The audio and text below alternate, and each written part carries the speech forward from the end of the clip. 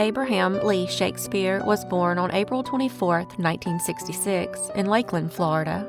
By 43, he was living in Plant City and doing what he'd always done, odd jobs, whatever paid. He unloaded trucks, swept a barber shop, and often rode along on deliveries because he didn't have a driver's license. Friends described him as quiet and soft-hearted. He kept life simple. In 2006, while working as a truck driver's assistant, he stopped with a coworker at the Town Star in Frostproof and sent him in to buy lottery tickets with $2. One of those tickets won $30 million. Abraham chose the lump sum of approximately $17 million. Despite the windfall, he did not go on a spree. He bought a modest, small mansion, a Nissan Altima, and a pawn shop Rolex, and little else. As news of his winnings spread, the request for money began. Late mortgages, cars close to repossession, help with funeral costs. Abraham gave generously, again and again. He had 2 sons, Moses and Jeremiah, and while he struggled with reading and writing and wasn't much for texting, people knew his voice and noticed when messages didn't sound like him. In 2008, Dorice, Dee Dee Moore, entered his life, saying she wanted to write a book about his rags to riches story. She ran a nursing staffing company and presented herself as polished and helpful. She formed Abraham Shakespeare LLC, placed herself between Abraham and others, and told him she would organize debts and handle those who owed him money. Prosecutors later said more than $1 million flowed to Moore's lifestyle, cars, trips, and personal expenses. In April 2009, Abraham went quiet. There was no note and no goodbye. His family initially wondered if he had stepped away because of the constant pressure, and he was not reported missing until November. In the meantime, messages continued. "I'm fine," and "I'm away," and even his mother received a call. It was not Abraham. According to investigators, Moore pushed Greg Smith to pretend it was. Police soon brought Smith in to help. He recorded conversations with Moore, at times hiding a device in a Red Bull can. On tape, she discussed digging and moving a body. She produced the .38 used in the killing, advised on filing off the serial number, and even mentioned wiping her prints from the laser sight battery. She then took Smith to a Plant City property connected to her circle, held in her boyfriend's name, and indicated where Abraham had been buried. In January 2010, deputies cut through fresh concrete in the backyard, a slab roughly 30 by 30 feet. About 5 feet down, they found Abraham's body. He'd been shot twice in the chest with a .38. Prosecutors set the date of murder at April 6, 2009, when Abraham was 43. The Polk County Sheriff's Office led much of the casework, and Hillsborough County handled the recovery scene. Moore offered alternate explanations, claiming a drug dealer named Ronald was responsible, but prosecutors said Ronald was a fiction. Other details emerged: lime bags in the narrative, an offer of $50,000 to someone to take the fall, attempts to have the grave moved, the promise of a $200,000 house to any relative willing to lie and say they had seen Abraham alive, and a $5,000 birthday drop arranged from Abraham to keep up the illusion. Before the murder investigation, there had been a civil dispute. Abraham's coworker, Michael Ford, sued, claiming the winning ticket came from his wallet. A jury rejected the claim, and Abraham prevailed. The peace did not last. In December 2012, a jury found Dorice Dee Dee Moore guilty of first-degree murder. She was sentenced to life without parole. At sentencing, the judge described her as the most manipulative person he had seen and called the killing cold, calculated, and cruel. Interestingly, Antoinette Andrews, the mother of Abraham's son Moses, years later won a $1 million scratch-off prize. It was a strange echo of Abraham's life-changing moment, though under very different circumstances. Abraham Shakespeare's story is remembered as a rise from humble work to sudden wealth, followed by relentless demands for help and the entry of the wrong person at the center of his finances. He doubted text because he trusted people, and that trust was exploited with devastating results.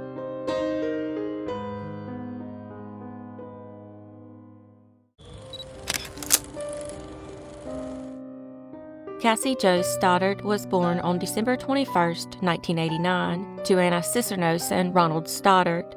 At 16, she was a junior at Pocatello High, creative, into music, and gentle with animals. If she said she'd do something, she did it. Her grandparents helped raise the kids for a time, and that family-first rhythm stuck. In September 2006, Cassie agreed to house-sit for her aunt and uncle, Frank and Allison Contreras. They'd moved from the Bay Area in 2005 with their blended family and had settled into a quiet place off 2.5 Mile Road, a 2-acre property with about 1,600 square feet of living space, fenced pastures, a garage, and pets to care for. On the evening of September 22nd, Cassie's boyfriend, Matt, came over. They watched Kill Bill Volume 2. Two classmates, Brian Draper and Torey Adamcik, also 16, stopped by briefly, said they were heading to a movie and left. On the way out, they quietly unlocked the basement door. They came back dressed in dark clothing, wearing gloves and white masks. From the basement, they flipped a breaker. The lights stuttered. Cassie grew uneasy. Matt called his mom to ask if he could stay. She said no, but offered to take Cassie home. Cassie chose to remain because she'd promised to watch the house and the animals. As Matt left, he called Torey, who whispered that he was at the theater. He couldn't describe the movie later. When Cassie didn't come downstairs, they went up. Brian carried a dagger-style knife. Torey had a hunting knife. They slammed a closet door to startle her. When she moved toward the sound, they attacked. Approximately 30 wounds, mostly to the chest and neck. The medical examiner later noted multiple deep injuries to the torso. Around a dozen could have been fatal on their own. 2 different knives were used. Afterward, they recorded themselves in a car, amped and performative. Just killed Cassie. We just left her house. This is not a fucking joke. I stabbed her in the throat and I saw her lifeless body just disappear. Dude, I just killed Cassie. Then bought movie tickets to build an alibi and drove out to burn clothing and weapons. 2 days later, on September 24th, the Contreras family returned home. Their 13-year-old daughter found Cassie in the living room. They called 911. Detectives moved quickly. Prints on the breaker door initially pointed to a man close to Cassie's mom, but he'd done electrical work there months earlier and was cleared. Attention turned to Matt, the last person to see Cassie alive. He passed a polygraph, and his timeline held. Investigators then focused on Draper and Adamcik. They first claimed they'd seen pulse, but couldn't describe anything about it. A search of Brian's room turned up a knife sheath under the bed. In a later interview, Brian broke, first saying Torey stabbed while he watched, then admitting he stabbed Cassie in the leg after Torey pushed him. He led detectives to Black Rock Canyon, where they had hidden several items. There, police recovered knives, masks, gloves, clothing, and a Sony camcorder tape that needed repair but played. Some items had Cassie's blood on them. The pair had also bought matches that night, undercutting their theater alibi. An 18-year-old friend, Joe Lucero, told investigators he purchased 4 knives at a pawn shop for $45, $40 from Draper and $5 from Adamcik. One was serrated. Draper claimed that one. On September 27th, with his father present, Torey acknowledged the core events. Both teens were arrested and charged with first-degree murder and conspiracy. In court, the tapes were played. Their fixations, Scream, Columbine, serial killers, were laid out for the jury. Both were found guilty and sentenced to life without parole for murder plus 30 to life for conspiracy. Later, Draper's conspiracy conviction was vacated on a jury instruction issue, but his murder conviction and life without parole sentence stood.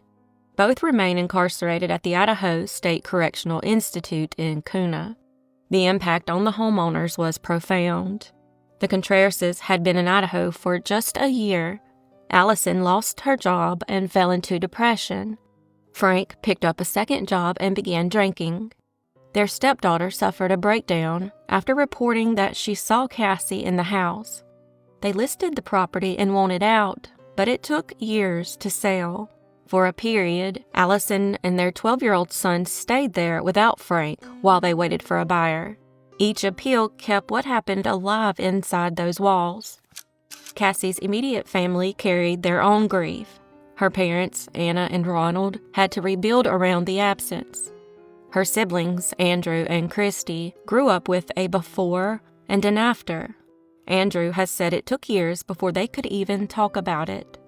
In 2022, Anna passed away after a fight with cancer. Another loss folded into the first. Cassie did exactly what she said she would do: watch the house, care for the pets, trust friends. She should have had a future.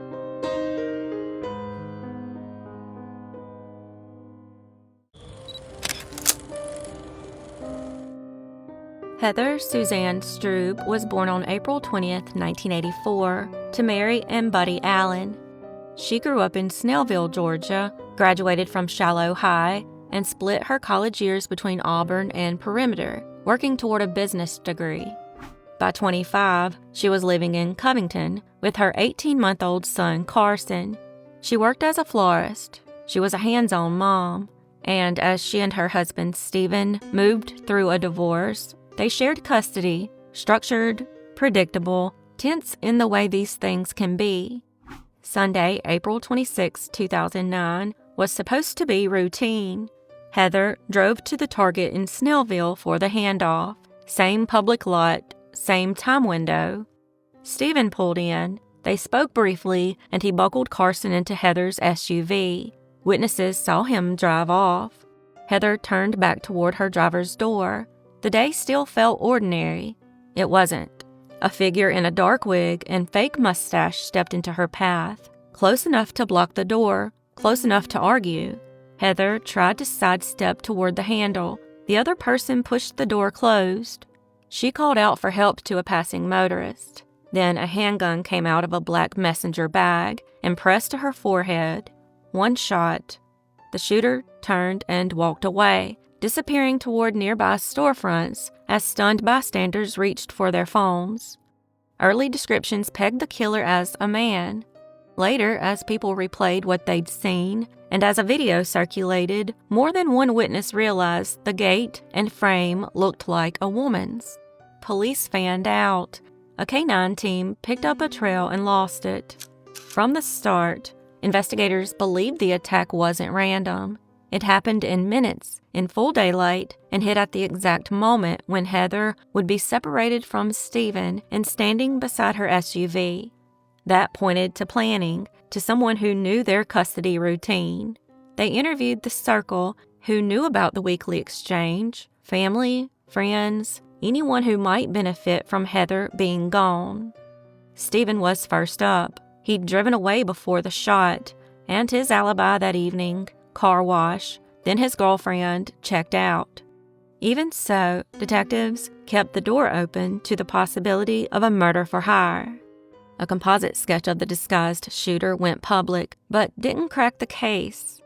Then a lead surfaced from behind the shopping center. A long-haul trucker, parked at the hotel there, had noticed a white Ford F-150 extended cab pickup in the same area the day before the shooting, and again on Sunday, occupied by a person wearing a wig and a mustache, who sped off when they realized they'd been watched. When investigators later drove past a suspect's street, the trucker picked out the same type of white Ford parked at that home. The focus tightened on 45-year-old Joanna Hayes, Heather's mother-in-law. Detectives asked where she'd been that Sunday. Hayes produced a small receipt to prove she'd been miles away, near Noonan, around 7:19 p.m. On its face, the slip looked exculpatory, but investigators did the drive themselves, leaving the Snellville lot at 6 p.m., obeying the speed limit. They reached the spot on the receipt in roughly an hour and 20 minutes, enough time to commit the murder, leave, and still make that purchase. In Hayes' white pickup, technicians also recovered a dark synthetic fiber consistent with wig material. Detectives decided to press. They showed Stephen the surveillance footage from the lot. His reaction was immediate and visceral. It looks just like you, walks like you, he told his mother during a recorded call. In court weeks later, jurors heard that recording. Hayes denied everything in interviews and walked out. This is awesome. I'm going to show you this too, Joanna. This is a artist rendering from our witnesses. And that's supposed to be me? Well, the thing about it is the closest witness specifically described your nose. My nose? Yes, ma'am. I wish my nose was that narrow. They specifically talked about your nose. Okay, you have a nose that's not exactly, it's a little bit different. Yeah, it's been broke about 3 times. But you see how that feature could stand out? Yeah, it would be a lot broader than that. Okay. I didn't say this was an exact drawing. This is a witness's description of you to a sketch artist, and the sketch artist drew it. But it's basically the same facial features. The same jawline, the same chin, same nose. I just don't see it. Okay. Well, here's the problem. Okay. Okay. Your son did, your husband did. Oh, really? Yes, ma'am. I don't think so. Okay. I'll be happy to show you that they did. Okay. Mm-hmm. And let me tell you another problem. We talked to your husband. Mm-hmm. Okay. We know you're not being honest with us about everything. Let me tell you, now's the time. Now is the time. I don't think so. You don't think now's the time to be honest with me? I'm being honest. I don't think... You haven't lied that one time tonight? No. Let me ask you a question. Do you own a gun? No, I do not. Did you ever own a gun? A handgun? When I was married to my ex-husband, I did. What kind of handgun was it? I don't even remember. I don't own it. It wasn't even mine. So no, I actually didn't own it. My ex-husband owned a handgun. You don't know what kind of gun it was? I didn't get it in the divorce, no sir. Ever owned a 38? We had a 38 and he had a 9mm. There Sunday earlier taking pictures. Describe this just prior to the homicide. Okay? These coincidences they're all starting to add up, and it's not looking good for you. Well, like I said, when you get your little blood and whatever you're gonna find in the truck, let me know. Until then. Okay. As the grand jury convened and the case moved toward trial, more context surfaced. A florist who'd spent Valentine's Day 2008 working with Hayes told jurors about a chilling conversation in which Hayes laid out how she'd commit a perfect murder. Use a credit card at the right time somewhere distant. Don't use a distinctive vehicle. Buy a revolver off the books. Destroy it with a grinder or torch, and dump the remains. In jail, 2 separate inmates said Hayes railed about Heather's parenting and admitted she'd shot her in the front of the head. Ballistics experts testified the killing was consistent with a .38 caliber revolver, Rossi or Dorice, though no weapon was ever recovered. The state had no gun, no wig, no DNA, and multiple witnesses who initially thought the shooter was a man. What they had was the choreography of the crime, the timing test that turned an alibi receipt into a problem.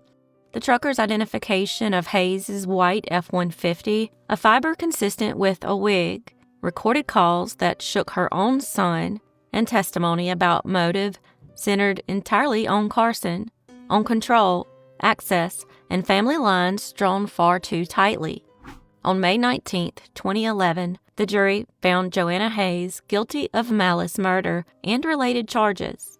Days later, the court sentenced her to life in prison plus 5 years on the firearm count. Under Georgia law, she's eligible to seek parole after 30 years. Appeals followed and were rejected. In March 2013, the Georgia Supreme Court affirmed the convictions. After Heather's murder, Carson stayed with his maternal grandparents. When Mary died from surgical complications in 2014, Buddy kept raising him, quietly, steadily, the way Heather would have wanted, present, protective, and putting Carson first, and he still is to this day.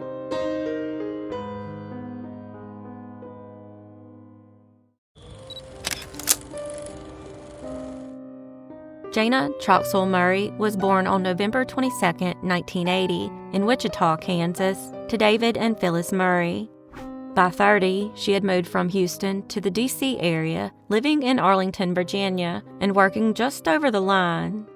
She chased school with intention, 2 years at St. Louis University's Madrid campus, a B.S. from George Washington University, and she was nearing completion of a dual master's in communication and business at Johns Hopkins in Washington, D.C. After 5 years with Halliburton, she shifted into retail leadership as a sales team lead at Lululemon. She loved animals, dance, and travel, and she gave her time to multiple volunteer efforts. Friends and family described her as focused and competitive, in the best sense. On the morning of March 12, 2011, the Lululemon manager unlocked the Bethesda store and walked into disorder. The front door unsecured, merchandise scattered, mannequins askew. Lights still on in back. With help from a passerby waiting for the Apple store next door, she searched. Jayna was found face down in a narrow rear hallway, in blood, with a ligature around her neck. In the bathroom, Brittany Norwood lay on the floor, apparently semi-conscious, wrist and ankles zip-tied, blood on her face. Bloody footprints wound through the cell's floor. The manager called 911, then called again after the bystander confirmed what he had seen. What is the emergency? Hi, yes, I just called 911 to come, and there's 2 dead people in the back of my store. There's a woman that's alive, and she's breathing. Tied up? She's tied up. Okay, and you're saying that there's one person is dead? One person seems dead, and the other person is breathing. Norwood initially reported that she had forgotten her wallet after closing and returned with Jayna's help. Alarm data showed the door was reopened at 10:05 p.m. She claimed 2 masked intruders entered, attacked both women, and sexually assaulted them. Investigators began with that account, but the evidence quickly eroded it. Jayna's injuries were catastrophic, at least 331 distinct wounds. 5 or more weapons appeared to have been used, including a knife and a hammer likely pulled from an in-store toolbox. By contrast, Norwood's injuries were minor and consistent with self-infliction. A forensic expert later testified that blood on Norwood's face ran straight down, indicating she had been upright for most of the night rather than bound on a bathroom floor. Footprint evidence told the same story. 2 sources were identified: a pair of men's size 14 Reebok sneakers found inside the store, and Norwood's own shoes. The larger prints tracked through the scene and ended before any exit, consistent with staging rather than intruders entering and leaving. There was no evidence of sexual assault.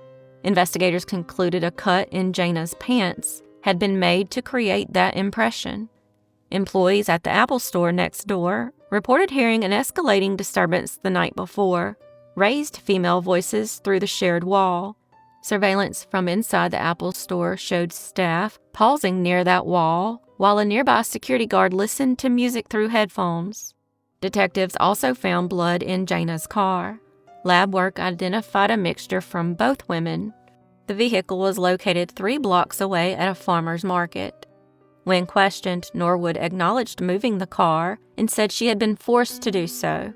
She also said she had seen a police officer while driving, but had not stopped to ask for help.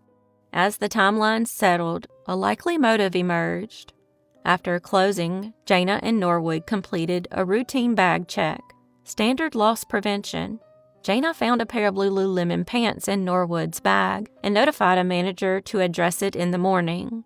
Soon after, Norwood contacted Jayna to be let back inside. When Jayna returned, Norwood attacked her, moved Jayna's car, and staged the store. She put on the size 14 sneakers to track blood, tossed cleaning tools and chairs to simulate a struggle, cut herself, and zip-tied her own wrists and ankles before waiting for morning. A week later, police arrested Brittany Norwood and charged her with first-degree murder. Early witnesses at trial included the store manager, a Montgomery County police officer and corporal, an EMT, and the bystander who helped search the shop. Their testimony outlined the scene: an unlocked door, a ransacked floor, a tight, bloody corridor where Jayna's body blocked the doorway, and Norwood alive but bound in the restroom. The officer who arrived first noted Norwood's lack of response and flinched to touch. At the hospital, the bottoms of Norwood's socks were observed to be saturated with blood. While investigators documented a toolbox, box cutters, and a length of rope near Jayna's head, as well as blood on the bar of the rear emergency exit. The EMT reported Norwood's moans, brief eye-opening, and rapid breathing. Prosecutors argued premeditation. The defense argued a fight that turned fatal. On January 27, 2012, a jury found Norwood guilty of first-degree murder, and she received a life sentence. She has been incarcerated at the Maryland Correctional Institution for Women. After her death, her family created the Jayna Troxel Murray Foundation to carry forward the causes she cared about. They also maintain a small Etsy shop with handcrafted ornaments and similar items in her honor.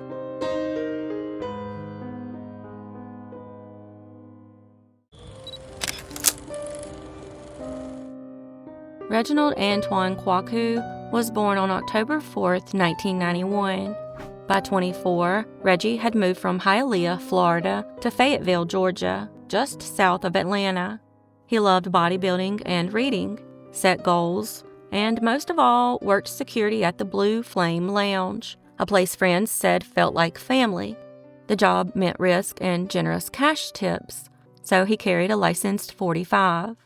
On April 24, 2016, just before midnight, gunfire erupted in the Burger King lot across from the Blue Flame on Donald Lee Hollowell Parkway. Officers found a Pontiac Bonneville riddled with bullets, Reggie dead in the driver's seat, and his friend, 22-year-old Quincy Witch, collapsed in the lot. Quincy was rushed to the hospital, where he died. On the seat, Reggie's .45. On the ground, 40 caliber casings, evidence of a second gun. Surveillance from a nearby business showed the Bonneville back into a space as a dark Pontiac G8 pulled alongside. After the burst, a man bolted and lost a flip-flop as he ran. Hours later, police stopped a one-sandaled man, 28-year-old Carlton Redding. He said he'd borrowed his girlfriend's Bonneville to drive Reggie to a quick weed buy Quincy arranged. Then a heavy-set fourth man in the back seat pulled a gun, demanded money, and shots erupted from inside the Bonneville. A video corroborated a fourth person and that the shots came from inside the car. Detectives pulled Quincy's phone. A contact labeled Big Nick led to 25-year-old Nicholas Benton. Phone records showed a flurry of calls among Reggie, Quincy, and Benton in the hours before the killings, and a text from Quincy to Big Nick that read, "one strap," slang for a single gun. Investigators concluded Quincy helped set up a robbery of his friend, and Benton opened fire with a .40, killing both men. Ballistics tied the murders to the .40, not Reggie's .45. Police arrested Nicholas Benton on June 6, 2016. He was convicted of murder, felony murder, attempted armed robbery, and related charges, and he was sentenced to life without the possibility of parole. Friends remembered Reggie as courageous and giving, a young man building a future who trusted the wrong people on the wrong night.